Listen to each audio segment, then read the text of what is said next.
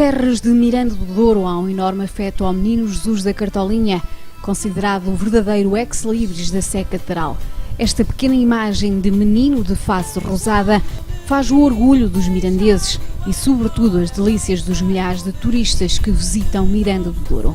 Reza a lenda que este famoso menino surge no século XVIII, mais precisamente em 1711, quando, após inúmeras batalhas travadas ao longo dos séculos, Miranda foi invadida uma vez mais pelas tropas castelhanas que queriam tomar esta terra pela sua localização estratégica. O cenário era trágico. A cidade tinha sido tomada pelos castelhanos e sem qualquer esperança de remissão. Miranda do Douro aguardava o reforço das suas tropas. A situação tornava-se deveras complexa. E de repente, junto às muralhas, aparece um menino vestido de fidalgo cavaleiro. Enquanto corria, ia chamando os mirandeses e gritando: "Às armas contra os invasores!" A população foi-se mobilizando e, segundo dizem, perdeu o medo e saiu de casa, armado de foices, gadanhas, espingardas e paus para escorraçar os espanhóis. E era o menino que ia na frente dos mirandeses. Ora aparecia, ora desaparecia, até que no fim da luta e depois da cidade libertada dos espanhóis, nunca mais ninguém o viu. Segundo reza a história, a vitória foi um autêntico milagre e graças ao menino que ficou conhecido como Menino Jesus.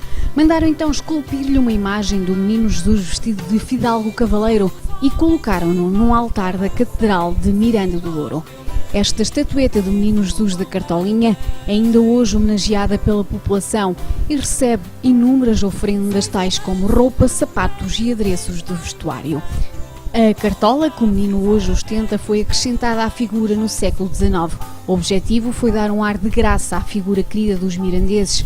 A cartola aparece com a Revolução Industrial e usaram-na pela primeira vez os ingleses capitalistas e altos senhores burgueses desde a primeira metade do século XIX.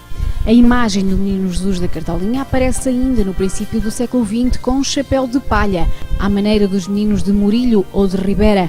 No fundo, a Cartolinha não foi mais do que um ato de boa vontade de alguém que se lembrou de distinguir o Menino Jesus com este traje de fidalguia. Alguns historiadores dizem mesmo que a intenção de colocar a cartola foi uma forma de distinguir e tornar ainda mais nobre esta imagem e reconhecer a importância da nobreza na sociedade. A festa do Menino Jesus da Cartolinha celebra-se no Dia de Reis, domingo antes ou depois do dia 6 de janeiro, sendo ele o padroeiro das crianças mirandesas.